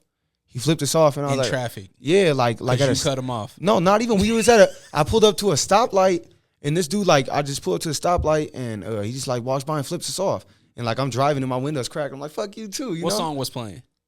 Oh, who knows? Probably some gangster shit. Yeah, that's Probably some probably gangster what shit. neighborhood Probably some were you RK Stuntin. We was see, that's where I can't really like say too much because I wasn't supposed to be there. Yeah. Okay. So, see, I was definitely somewhere where I wasn't supposed to be though. I was somewhere where I wasn't supposed to be, bumping the wrong music probably, but you're not supposed to be there. Yeah, but Don't go there. it was all stupid, man. The dude just flipped us off. Next thing you know, we in the parking lot. Like it was some stupid shit. Like I would have never thought, and the guy was like, I would have never thought, I never thought. Does RK Stuntin, does he take accountability for his actions, for everything in his life? I used to not, and a lot of people probably say I don't. Maybe my girl probably say I don't. But I'm working on it. I think it actually takes a lot, man. It takes a lot for real to be an accountable person. Like to be, you gotta have kind of like that bravery in you. You gotta be able to just come forward with that. I'm working on it, man. I am an accountable person. though. I know when I know. I might not say it, but I know when I'm wrong. So I know. I think it's important to say when you're wrong, though. Yeah, very important. As a father, I'm continuing to learn. You know what I mean? Every day. My girl, she could say something. I'm like, oh, you're right. You got it. Yeah. Because for me, I have no pride, bro. Right. Like tomorrow, if I need to go work at McDonald's, I will. Yeah. I don't care. Why? Because at the end of the day, all this shit is bullshit. Mm-hmm. The things that matter are your spawn, right? Your family, the people that truly know you. Yep. That's what matters in life. Mm-hmm. The jewelry, the girls, that's all comes second. All this shit is bullshit. Yeah. You know what I mean? So understanding and having to swallow your ego and be like it don't matter, bro. Right, it don't. And that's one thing about me, man, is I got a lot of pride. Now, I'll tell you that I got a lot of pride, man. Like it definitely messes things up whether it comes to relationship, a lot of things like pride, man. Pride is not something you want to, like act too high upon. Like pride is not a good thing. It's cool to have in some scenarios, but for the most part, man, a lot of situations, pride is just killing things. Like it's killing relationships. It's killing situations. A lot of things, man. Pride. I see. Have the right pride. Yeah, have the right pride. Take pride in being a father. Simple as that. Yeah, take pride. Yeah. Yeah, I mean, if you use the right pride. hashtag good dad or good dad gang, exactly. Take pride in being a good dad. Exactly. You know what I mean? Like take pride in being an artist. Right. An artist from Utah by way of Long Beach. You know what I mean? Yeah. Take pride in that. Yeah. And that's the thing. I come out, man. I'm trying to put on for Salt Lake City. That's get that out the way. I'm trying to put on for Salt Lake City. There's hundreds, thousands of rappers like back home. I'm trying to put on back here. This is where my story is coming out of right here. This is where I had my daughter. This is where I'm coming out of. So I'm trying to get it. Salt Lake City, man. I'm trying to put it on the map for real. There's a couple artists for real. There is, but I'm trying to put it on the map. So you're doing the music thing. What time? When did you start making music? Honestly, man. I've been kind of freestyling. I used to freestyle. I was probably, since I was young, man, since I was a youngin', I've been freestyling. I barely started writing and publishing music probably in about 8th grade, ninth grade. Freshman year, high school. Freshman year, I started posting music. My first song I made with my boy Jay Stacks. It's called Op Pack. It was on SoundCloud and all that. We made our song and we hit like 1,000, 2,000 plays, something like that. Was cool. It trash? I honestly think it's trash. I think it's trash, but a lot of people will tell you that it's good. I think just the production on it trash. I think I was fitting my shit, but it was the production on it wasn't. We spit it on our phones, so. You always go to that early work and you're like, holy shit. Oh, yeah, there's still, I literally just like a couple of weeks ago, I deleted some of my videos on YouTube because at first I had them up there for the longest time, my first ones, just to show like my progress, but then some people might click on that one, the first one, they're like, God, this guy's terrible. So I gotta, the progress is very real. Let me just say that my progress is so real. I came from the phone recording like terrible, the bars, the lyrics, everything is just evolved, so. Are you in a studio? Yeah. Yep, I got that's what I'm saying. My boy Nas, I go there. I've been to Hive Minded over in Murray, a couple little spots. So yeah, man, I think it's important to crank them out. How often are you making music? Lately, I've been making music. I was at the studio last night. I made 2 songs last night. I hit the studio. I've been hitting the studio every week, man. So I've been consistent lately, man. I'm going crazy. How important is it to release an album, or is it more just loosies? So the thing, I don't have an album out yet. So what I'm doing, that's kind of so what I'm doing, I'm trying to pop out with my first album. Everybody be making these albums, they'll be like, oh, okay, you're gonna go listen to a couple of songs, you're gonna go click. Even if you go listen to the new Drake album. You know, people only gonna go click a couple of the songs and judge it off that. You know, so what I'm trying to do for my first album, I want to pop out harder than everybody. I want to pop out. I want all these big features that I want. I want some big rappers on there, you know. So I ain't even plan on. I'll drop a tape. I want to drop my Stunner tape one. It's in the progress. But my first album, Born Stunner, it's in the works, and I don't got a release date for it just because I'm trying to get a bunch of features on it. It takes a lot. I'm trying to get the visuals. I'm trying to pop out right. So I'm trying to do professional for real. So. Yeah, it's expensive doing all that. Features expensive. Are not cheap. Features are not cheap, and then and the thing is, like we said with the Pride, I'm not trying to reach out and be like, yo, let me get a feature. You know, I ain't trying to pay for no feature. I'm like, you know, because half of the time I feel like I ain't gonna pay for a feature, and I'm gonna do just as good as you, if not better. Like, and that's just on some confidence, you know, my self confidence, and you know I really be spitting that, so I be telling them like, I'm not really trying to pay for a feature. Artists will hit me up, be like, yeah, I got you for the low. I'm like, I ain't trying to pay that, you know, so I ain't trying to pay that, but I know it takes money to make money. Yeah. I know that's how you get your name out there. Promoting yourself, you gotta spend money. But I think the return on investment, right? Yeah, exactly. If somebody already has a name, they probably deserve to be compensated. Exactly. You know what I mean? But if it's something to where you guys can scratch each other's backs, like work something out. Right. I always tell people that like, let's work something out. We don't have to. It don't cost this. It don't cost that. Like we can do something. Right. You know. And I think it's important for an artist to get an album. You got to have at least one good album. You got to, man. It's like, well, as an artist, you know, I feel like there be people that just, it's one thing. So me, I want to drop, there's things I want to do. I want to drop an R&B tape. You know, I want to drop different things. I want to drop an R&B tape. I want to drop like a street tape. I want to drop a tape where you could feel it in your heart, you know, some like really talking to you. I just want to drop different things. So diversity. Maybe if you don't like it in that way, just because it's different, but I'm trying it out. But every song, every album, I feel like, man, you gotta see some progression. There's some people that be like the one-hit wonders, man. Like, don't be a one-hit wonder. You getting paid, you got people getting paid, but don't be no one-hit wonder, you know. So I'm trying to make sure every song, everything, and what I do half of the time I'm slacking on these tapes, on these albums, is because I'll go make a song and I'll be bumping it, I'll bump it, and then I'll go make another song. And they're like, this song's way harder than the last song, so cut that last song, and I'll do that every time, like, because I know the progression. I'm progressing every time. Well, maybe you do a progression mixtape series. That'd be Progression smart. Volume 1. That'd be Progression smart. Volume 2. Yeah. You know what I mean? Or whatever it is. I for me, and people look at me and they're like, Dre, how do you crank out so much content? I'm like, fuck, why not? You know what I mean? Like, you get the work done. Might as well let it go. Let it live. I see you punching out a bunch of content. I follow. I barely even found out about you, like, so I barely found out about you, like I said, through the Bravo, but it was literally until then. I don't know how I ain't seen you. I think maybe I seen like is the Unrestricted Podcast, is it new? Is it fairly new? Nah, bro. I've been doing this. I've been interviewing people 14 years. So is it 92.5? Is that like a whole nother thing, or is this your own? No, radio was, so the way that I started was in the year 99, 2000. When the teacher comes around and they say, what do you want to be when you grow up? I put radio. Yeah. You know what I mean? I wanted to be in radio broadcasting because of Jammin' 95.5 in Portland, Oregon. It was a very influential radio station and show. And fast forward to 2005. It's my, what was that, freshman year in high school, something like that. I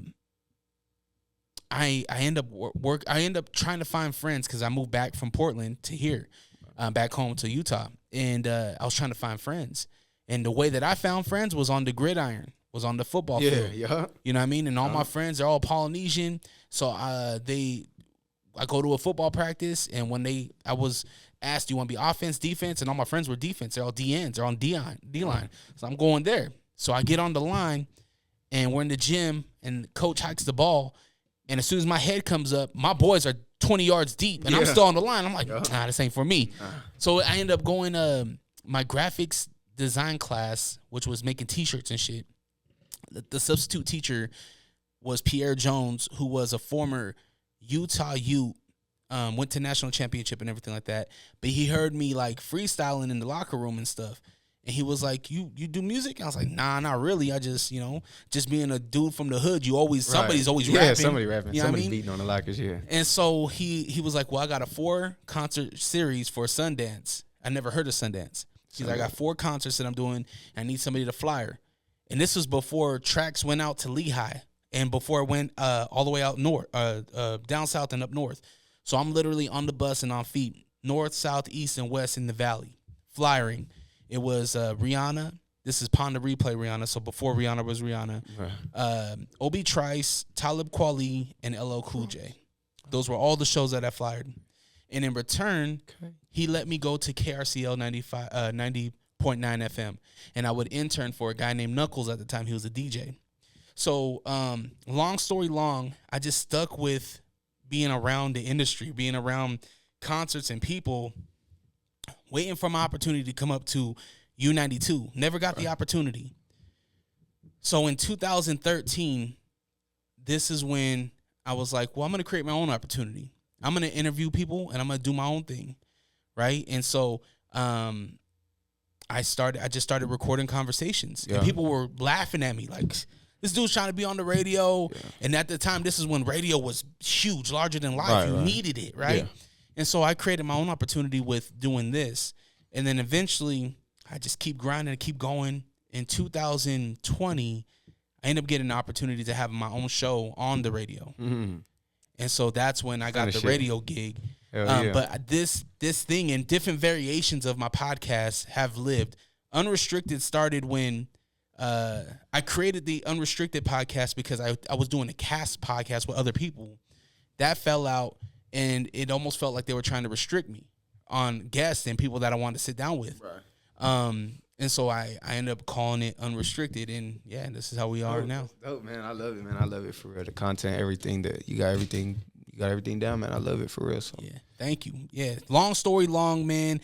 I always say create your own opportunities, and if you can fast track. If you want to pay for whatever. But if there's something holding you back from your creativity, whether if it's writing, to going to the studio, to getting it mastered, to putting out a single, to putting out a video, you learn all that shit yourself. Exactly. And that's like a goal for me too, a big time goal. I want to learn how to produce my own music, man. That's something I'm definitely trying to get into. I don't got to go pay for studio time. I don't got to go to the studio. I just sit right there, set it up myself, spit, and do it myself. You know, that's something I think in a lot of art, like I said, my inspiration, Lil Wayne, man, that boy will just go in there and just do everything himself. He'll go freestyle right there, you know. If you want to go send it to a mixer, you know, an engineer later on, but to really get it done, if you can't professionally do it. But I want to learn how to do all that for real to go. I think the consistency once you get there is gonna be like, ooh, don't let me find out how to do that. Yeah, real. And you can nerd out on it. Oh, right? I'm a nerd when it comes. I would go crazy once I found out. I'm making 100 songs a month, like. And then you can use that new skill, and now you can now do that for other artists. Yeah. Now you can. Yeah, exactly. It's just exactly creating opportunities for yourself. Exactly. So what's holding you back? Are you going around producers? Are you trying to get an internship? No, I'm not. I'm not trying hard enough. That's what it is. I'm not. It's something that I want to do, but I'm not trying hard enough right now. I think I do like you know, when I'm with my boy Nas, my engineer, he and when I be seeing him doing singing, I be like looking around, but I'm like, you know, I'm kind of dumb. Like, I'm kind of done sometimes. So when it comes to stuff like that, you know, a lot of technical stuff, I'm not good when it comes to that. But it's not you're dumb. It's that you don't want to focus on it. Yeah, that's what, man. ADHD too, man. I got big time. I can't. The focus. I can't focus enough. Like, I can't find I don't know, something about me. I just can't focus enough to get it down. I know I can. But like, that's why I haven't, because I haven't found the time. You know, I haven't found the time. I haven't been. I guess I just haven't wanted it bad enough yet. Right now, I'm just spitting. Yeah. I'm just spitting my lyrics. But that is something that I do want to get around to. There's nothing wrong with taking your time with things. Yeah. You know what I mean? But don't lose sight of it. Don't lose sight of what you ultimately want to do. Right. You know what I mean? Right. Because sometimes we lose sight of it and it just becomes another memory. Mm-hmm. Exactly. Instead of just fucking doing it. Happened to many things, man. Happened to ball. Happened to my ball, man. It's just things like that. Yeah, what happened with ball, man? You decided not to want to go to school? Yeah, I was wilding, man. I was on the streets already. Like, high school was probably really when I was really, like, outside the most, for real, you know? So that's when everybody's kind of young, trying to get their name known, you know? So everybody's, I was just outside, and I just, man, what it was is, like, I was always a star naturally. It was mainly football, man. It was mainly football. I was always a star, and I just it was just natural. I wasn't putting no work in the gym. You know, I was missing every workout. The coaches don't really like me, but they know I could ball. So they'd always be trying to tell me, you know, like trying to get me right, all this, and my grades are slipping. At first, I was maintaining C's, you know, C's, whatever. But I started just failing in school, and once my grades weren't there, that was the only reason I was even going to school was for ball. And I couldn't get the grades, so after I couldn't get the grades, I was just like, you know what, like, whatever, I'm gone, you know. So I couldn't get the grades. That started not letting me play games. I was getting in fights all the time, getting suspended. That's why high school and football same, you know, hand in hand, but it just didn't work out. And I wish it would, man, because that was really my meal ticket for real. And that's one thing that I could be playing ball and I could be rapping on the side. I can't rap and go back to football right now, you know. Like, I could have stayed doing that and did this on the side until something booms. But now it's like, dang, I can't. I could always go back, you know. I could always try again, but it's a lot more behind it now, for real. I kind of sold the meal ticket there. So I think you have another opportunity with your brother, though, right? Yeah, and that's my little brother, man. He a baller too. That's why I'm trying to figure out how to coach and stuff, man. I'm trying to get in there coaching with him, but I'm big on my brother, man. You the meal ticket now. I sold it, now you on it, you know, because he's got the same build, you got it. You the meal ticket now, man. So for real, it's on you. It's a lot of pressure, man, but I'm trying to tell him, you know, don't do it. And he's falling in the same ways a little bit, you know. He's falling in the same ways with me sometimes. I notice it, and I tell him, man, please, you know, please, just that ball is that's the meal ticket. You have to know that for mom. That's what mom loves too, man. Ain't nothing like, my mom always tell me, ain't nothing like seeing you out there on that Friday Night Lights, you know. She always tell me, and that breaks my heart when she says that. She's like, man, you know, like, just breaks my heart. And I love ball. I love ball. I'll still go play pass, you know, with the homies, but I couldn't keep my grades. I couldn't keep my nose clean. So, well, I think there's a great opportunity for you to redeem with your brother, whatever your brother wants to do. Yeah. But the opportunities are here. We're a big football state. Yes, sir. There's we so are. many football there is tryouts and you know, personal coaching from guys with Super Bowl talent. A lot of stars are from here. I'm a 49er fan. Fred Warner, that boy is a dog. Oh, that just started something up. Huh? Nah, to be honest with you, NFL's too business for me now. Yeah. Like, That's how NBA is, I feel like, now. And I'm really, the only reason I feel like I even watch NBA right now is because I'm a LeBron fan. Like, yeah, I'm a diehard LeBron fan. So he might be coming here. Yeah. Did you hear about Bronny's entering the draft? Oh yeah, exactly. Yeah, I seen that. But he's also in the portal. They put him in the portal though, the college portal. So I don't know if he's gonna go in the draft or if he's gonna go to another college. Oh, really? Yeah, he's got. I thought he said he entered the. He NBA. did. He entered the draft, but he entered the portal as well. That's why I don't think a player's ever done that. Some LeBron shit. So for real, that boy, he got the game in the chokehold. That's his game. Is Bronny really that good? He's not a first round draft pick good. He ain't his dad good. And I ain't gonna like his dad at his age. He went straight to the NBA and dominated. You know. So, but even in college, I think he's averaging like 7 points, 5 points, or something like that. Like you ain't the best in college. So how you gonna go to the NBA? You know, you ain't even the best. Even there's levels to this shit, man. There's levels, and I ain't you. To go in there, you got to go against, like, even your dad, bro. If you can't beat your dad right now, and your dad's 39 years old, he's still the GOAT, you know. But you know, you got people in there just you can't. What you gonna do when you go in the paint against Giannis? You know, like Embiid. What you gonna do when you just gotta you need more experience, man. But I know he got that LeBron in him. You know, he got that dog in him. So well, I think right now it's the name, right? And that's the name. He's got so much hype behind it. It's like if you don't live up to it, you either. So like right now, if he ain't dropping 40 points a game, it's like, oh, you know, you LeBron's son, you should be. And so that's why I say he could ball. Don't get me wrong, he could ball. He wouldn't be even in college ball if he couldn't ball. Yeah. But I think just like as when you compare him, I guess, to his dad or try to say if he's like the best, he ain't up there. Nah. What do you do if you do get the first round draft pick and Bronny is eligible? And you know that Bron said that he wants to play at least 1 year with his son before he retires, which means that LeBron and Bronny could be a package. Do you still go and waste your number one draft pick on them? It depends. I don't know the number one. I don't even know the number one draft pick right now, but I think probably not, man. The thing is, LeBron James probably only got another 2-3 years on a max. Let's just say 5, be safe, just because that boy's crazy. But you going to have him for a couple seasons. He going to start slowing down. I mean, right now he's going crazy, but he going to start slowing down. That age is going to kick in. That boy 40 years old is going to kick in. Like, so once that slows down, and then you got Bronny, and if he's just an average player, it's like, all right, now you got a first-round draft pick that's an average player, and Bron's done. Mm-hmm. So you got a washed up it's like no, I'm not doing it. I'm not doing it. Can't. On the business side, I think about business. That's probably going to be your biggest merch selling season. Oh, business wise, that tickets are probably going to sell the most just that season. But is it worth? But you ain't winning. Exactly. You ain't winning. And don't get me wrong. I know Bronny and I like.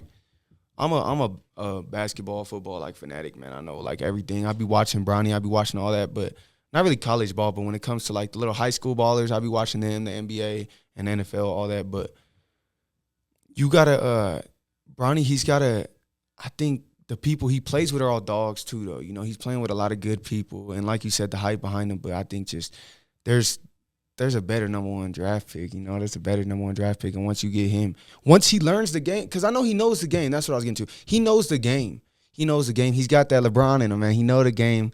But just can you perform it? Like, can you really perform as well as you need to, you know? I think personally he just needs at least another college year to prove yourself. You better go out there and drop at least a 40 ball one time, 50 ball. You in college, man. You see there's some crazy like number 1, man, I would take Wemby over him. Wemby is insane. Like that boy, and I don't care if you LeBron son or not. Wemby is he an alien. I don't know what's up with that. But like there's people like that coming into the league. And then you look at people like Bronny and it's like, you know, there's levels for real.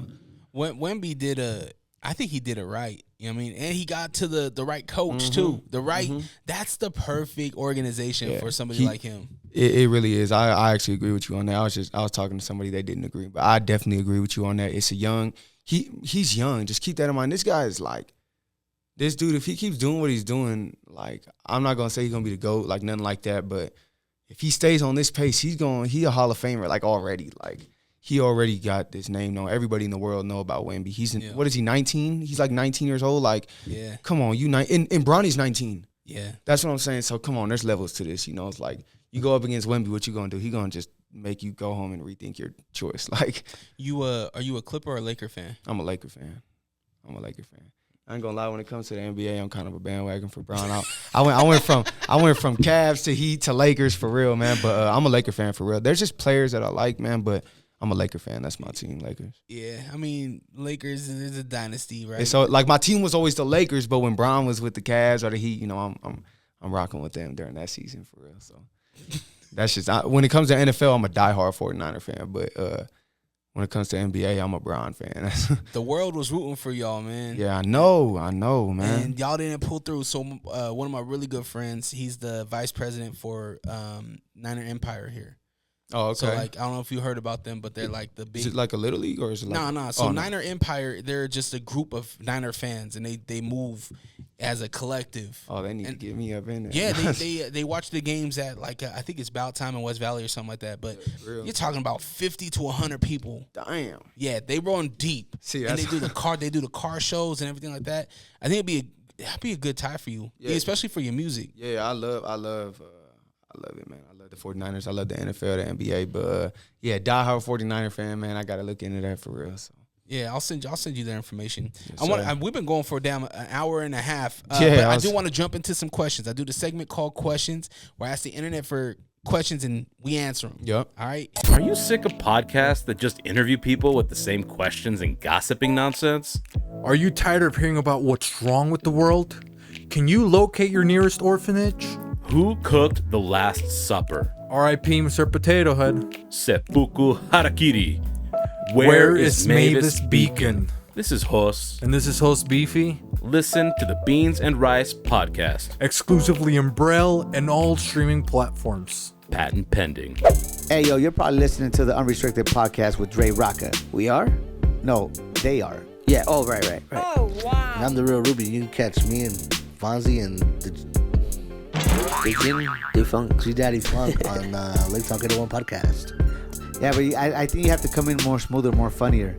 Like, and they could catch us on the Lake Talk 801 podcast. Yeah, y'all can catch us on the Lake Talk 801. Yeah, and be like, and yeah, man, hey, and they could catch people like me, the real Ruby, and people like you, Fonzie, and people like him, G-Daddy Funk, wow, on that's the a Lake lot Talk of people. 801. Who cares? What'd he say? Huh? I didn't hear him. I don't know, but this probably should be the ad. Are these on? Catch a new episode every Monday on all streaming platforms. The Lake Talk 801. Tune in now. All right, Questions is powered by the good folks over at a bar named Sue. Catch live music, sports events, including UFC pay-per-views. Bar named Sue, 3970 South Highland Drive and 8136 South State Street. Find out more at abarnamedSue.com. I will be at 8136 South State Street for UFC 300, so if you're in the area, come by. All right, first question comes in from Special Delivery in Las Vegas. Death Row or Rockefeller Records? Death Row. I'm going to go with The Rock. I'm going Death Row. It's just too, especially as a Cali, Death Row for sure. All right. They got, come on, man. Death Row is the biggest, they started everything, man. Death Row is like, I don't know if they started everything, but Death Row was is Bad Boy. Yeah. But Death Row really, I feel like there was the first big Suge, man. Suge had the industry in a lock. Like, it was big. Death Row. Okay. I mean, Rockefeller has the greatest rapper of all time. Okay. Jay-Z. Okay. Yes, but I'm a Wayne fan. It'd be like competition between Wayne and Jay-Z, man, for real. But Wayne ain't even from none of them. So that's a good question about who spawned the best artist. Was it Wayne? It was Drake Birdman. It was Birdman. Birdman is the reason. Birdman is the reason. Birdman is the reason for Wayne, and Wayne is the reason for Drake and Nicki. But without Birdman and Tyga, Wayne's the reason behind Tyga too. A bunch of artists. That's what I'm saying. Yeah. So if it wasn't for Birdman though, reaching out, if he didn't go I watch documentaries on Wayne. All this, man. Wayne is like, he used to be on the corners rapping, and Birdman seen him out. So if it wasn't for Birdman hearing him, I don't think any of this would even. I mean, I'm sure Lil Wayne would have got his name on eventually, but I don't know. I think Birdman is the reason for real. Go ahead. But out of that, right? The spawn from Birdman to Wayne to Nicki to Drake to Tyga, you go on the flip side and you go to Death Row route with Pac, Snoop, all that. Right? And then you go to Rockefeller route with Jay, Kanye, right? Off of Kanye, you get Big Sean. Yeah. You know what I mean? Yeah. So if you did this whole tree, the lineage, I would wonder which would win. Like, it's technically like out of all the artists that really produced the best, the most records, that sold the most. Ooh, I don't know. It might low key be Rockefeller though, because Rihanna came off of that. Yeah, like I think honestly, probably. But I couldn't tell you which one. I think Death Row might be a little bit more like known though. I think Death Row, the label, I think everybody know Death Row. Like, they make movies on this shit. Like, I think it just might have a little bit more of a name behind it. Maybe just because I'm from California, I say that. But yeah, you got West Coast bias. Yeah, but I think honestly though, I don't know. I think production wise, it might be Rockefeller though, because Kanye, Jay-Z, these are all mainstream. Snoop, Tupac gone. Yeah.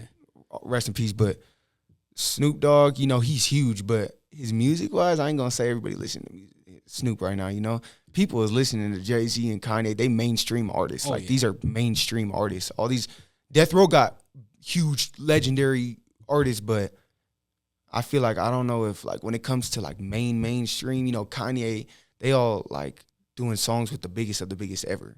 Mm-hmm. So I think it might. I'm rocking with Death Row, but I think Rockefeller might have the better, maybe just sales. I don't know. Because off of Death Row, you get Aftermath, and you get Eminem, and you all get 50 them. Yeah, Cent. see? Oh, my God. See, there's trees, though. I don't know, actually. I might have, now that you mentioned that, I might have to take that back. I don't know, man. Death Row. But Rihanna herself, too. You mentioned Rihanna. It goes down to that, man. Like, that'd be fun to kind of do that, the whole tree real. thing.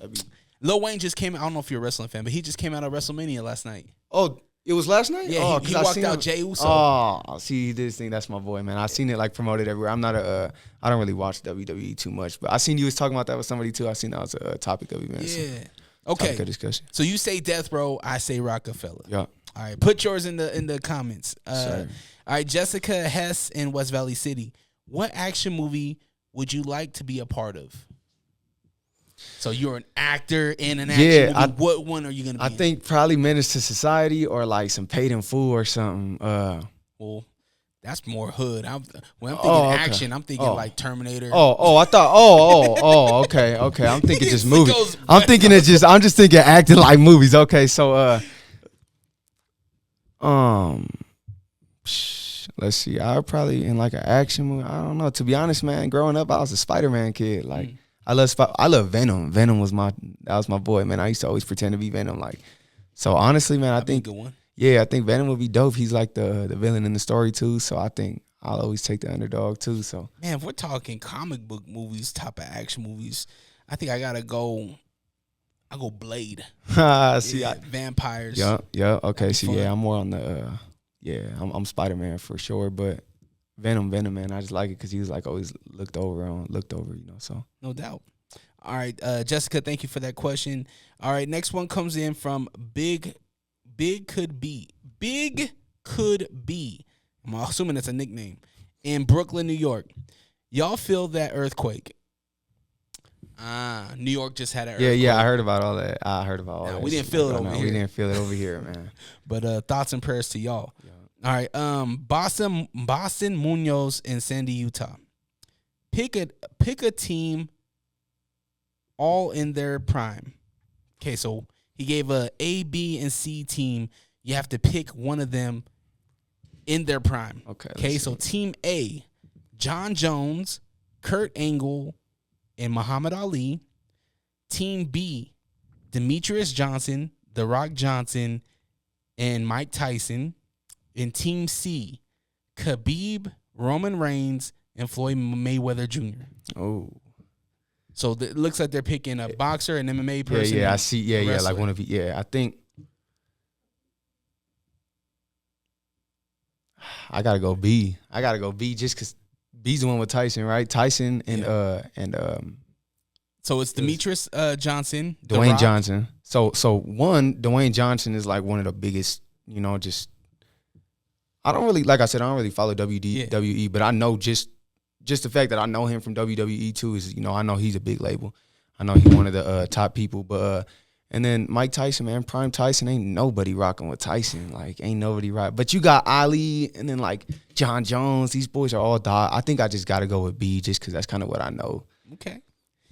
Man, it's tough because Prime Khabib. Prime Khabib, yeah, I know he a dog too. He like the greatest for real. Like, and Roman Reigns is just an incredible athlete. And then Floyd Mayweather, undefeated. Floyd Mayweather is, I think, honestly, you have to, a lot of people hate that I say it. I think he's probably the greatest fighter of all time just because, first off, you're not touching him. You're not touching Floyd. And, like, he's got the record to say it, man. He got the most wins. He's got the record. Statistically, if you want to talk stats, that's like people go Michael Jordan, LeBron. You want to talk stats, Floyd Mayweather is the GOAT. So, straight up. But you're going B. I'm going B. I think I got to go C. I think I'll Roman go Reigns and Khabib, Roman Reigns, and Mayweather. Okay. Yeah, that's actually that's a dangerous trio right there for sure. Have you heard of a fighter? He fights out in Las Vegas, but he's from Utah. Carmel Moulton. He a Samoan? Nah, he's I think he's black and white. He's black and white. I heard of some like Samoan. I think I went to one of his fights. Some Samoan. I don't know. I think he was Samoan or Tongan. Was he a boxer? Because it was MMA. He was kicking and all types of shit. Yeah. There's a lot of Polynesians out here that are really good. That's Zeke Latu. He's a heavyweight. He's really good. Kent Mafaleo. He just lost the heavyweight title, but he's really good. Pound for pound, #1 heavyweight in the state. There's a few. I might have heard of that name actually. That sounds familiar. Yeah. So if you're into MMA, man, you got to tap into the locals. I am. I'm trying to get more into it, man. I'm into like boxing and all that stuff. It's just it's entertainment, good entertainment. You seen the Mike Tyson and Jake Paul thing coming up? Yes. If Mike Tyson I don't care how old he is. If Mike Tyson don't do something at least, like they say, there's no winner unless there's a knockout though. Yeah. So I'm like, if Jake Paul knocks out Mike Tyson, I don't know, because don't get me wrong, Jake Paul look like he's swinging. Like, he's low-key swinging. He a YouTube kid. I'd be, like, kind of hating on him a little bit, but because you ain't a boxer, But he look like he got some power in his punch right now. He been really grinding, So anybody that dedicate their life to it, you're going to do something, But Tyson been at this. But he's 50 years old. He's 50-something years old, 60 years old. So they say the last thing to lose as a fighter that you lose is your power. That's the last thing you lose. So Tyson, he's hitting hard. Yeah. 16-ounce gloves, though. Heavy gloves. I don't know. It's kind of fighting with a pillow. Thing is, I know they both in the gym working. I know they both grinding. I know the thing is, I don't know if like this Tyson, do you really gotta prepare for Jake Paul? Like, is that someone? Yeah, you're still getting in a fight. Yeah, but Jake Paul, you fought fucking the best. You know, You go fight Jake Paul. Nah, hell no. That boy, I'll tell you right now, Jake Paul, he got squat. But let me get in the gym for a couple years for real. But nah, yeah, well, I guess yeah, you gonna train. But Tyson, I feel like he ain't putting no fear into Tyson, no way. You know, I think Jake Paul probably got that fear that Tyson don't, and I think that might play a huge factor. You go in nervous, that's gonna throw you off. I was telling my dad, I was like, Pops, I don't care how old Tyson is, I would never take a punch from him. Nah, ever. That'd be like, it's like I'll jump in front of the whole Ray Lewis. Like I ain't going to Mike Tyson. I don't know. Definitely not. All right, my brother. Well, man, let's wrap this thing up. We're going on 2 hours. Where can people find you? Any upcoming events? These kind of things? Yeah, yes, sir. RK Stuntin, all platforms. I got that new video, Old Times. It's out on YouTube. You guys can find me all platforms. I'm working. Singles coming all the time. Videos coming. Y'all just check me out, man. We working. It's all work, no play. So. And I appreciate you having me, man. Absolutely. Have you worked with anybody else here locally? Is there anybody that so I just got a song. I don't know if you know Lil Dump. I just did some songs with Lil Dump, one of the NBA YoungBoy artists. I got these. It's an interesting name. Yeah. Lil Dump. He's What if he's like, I just took a big dump? Yeah, he probably hates that. He probably gets that shit all the time. I bet. But I just got some 2 songs with him. Shout out Stuntin Records. Shout out the label Stuntin Records, man. Stuntin Records, we out here. Shout out Stuntin Linyata. Shout out Jay Diamond. That's what we do it, man. That's how we do it. I'm just gonna keep it there so I don't feel like I'm leaving anybody else out. Linyata. She was on Missing You. Missing You. Yeah. And that's a hit. That's a dope song. That's a hit. Yeah. I was wondering how to say her name. Linyata, yeah. She a part of the team now, Stuntin Records, newly just a couple months ago. So yes, sir, man. Shout out Stuntin Records. Shout out them. I'm not going to say anybody else just so I don't feel like I'm leaving anybody else. But it's all love. Got a couple people that's out here. I know y'all working, so keep doing your thing. You keep doing your thing. I appreciate you, man. The Unrestricted Podcast. I'm tapped in for sure. Hell yeah. Tapped in. And I'm going to share it, man. I'm going to share it. I love it, so. Hell yeah, brother. I appreciate the support, man. Go follow him. Any upcoming shows? Are you booked? Nah, man. I don't got any coming up right now, man. I'm none coming up right now. Just kind of working on the songs and the visuals and stuff like that. But is it important for you to hit the stage? Oh yeah. I had I've only had a performance since I've had one performance since I got released. But I'm looking for some more. I'm looking. I'm kind of just waiting on some bigger names. You know, I'm trying to wait on some bigger names to get the bigger opportunity. You know, like I said, I want to come out hard. You know, so well, make those connections, bro. Yeah, yes, sir. Go talk to the right people. Create real relationships. Yes, sir. Like a DM is cool, but I'm telling you, man, you good face to face with people. You show them that you appreciate their time. Right. They're more likely to do work with you. My good friend Bangerang, he told me this. He was like, Dre, are you more likely to shake somebody's hand and set a date right then, or are you more likely to just see a DM and be like, oh, I'll get to it later? Yeah, you know what I mean? Yeah. So that's exactly it. Shake those hands, kiss those babies. You know what I mean? Go out there and do that. Network. Exactly. Network. That's all it's about, man, for real. And don't be a weirdo about shit. Yeah, don't be a weirdo, man. Do not be a weirdo, for real. Keep it stunning, man. Exactly. Go follow him. Go run those numbers up. Check out his latest music video featuring his baby mama's butt. And, yes, sir. Y'all go check it out for free. If you want to support the channel, share it. Like, comment, subscribe, all that good stuff. It's free to show love. Yeah, but if you want to buy a t-shirt, a hoodie, allrock.com, ALLRAWK.com. And follow me on Instagram at DreRawka. That's DRERAWKA. I hope y'all have the day you deserve. Always protect your light. We're out. Yes, sir. On my way here, man, I had a little bit of road rage. Yeah. Yeah, man, a car cut me off. And like I'm not a road rage guy. I got so much patience, bro. Right. Like, I mean, being a father, you learn to have patience, you know what I mean? Yeah. And but this car, man, it decided it wanted to drive all aggressive. Drove stupid and almost hit the damn median. It's like, all right, well, hey, start tripping, huh? Better you than me. Yeah, I don't want to hit no median.